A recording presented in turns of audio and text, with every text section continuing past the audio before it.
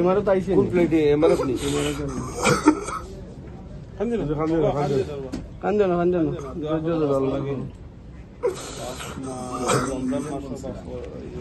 ব্যক্তিগত মানুষ হিসেবে সে অত্যন্ত ভালো মানুষ, নামাজি মানুষ এবং অহংকার নেই, খুবই ভালো মনের মানুষ। আমি অনেক সময় আমরা অনেক কিছু সমবয়সী হিসাবে অনেক সময় ফাইজলামি করে থাকি, সে থেকেও নিজেকে বিরত রাখতো। খুবই ভালো মনের মানুষ, খুবই আন্তরিক মানুষ। আল্লাহ তাকে জান্নাতুল ফেরদৌস দান করেন, আমরা দোয়া করি।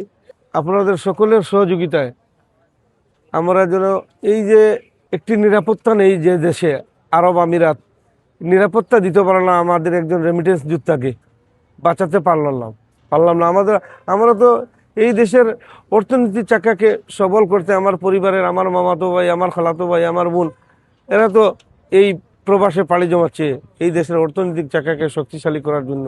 কিন্তু আমাদের দুর্ভাগ্য, আল্লাহ যাই করেন ভালোর জন্য করেন, তকদিরের উপর ছেড়ে দিলাম।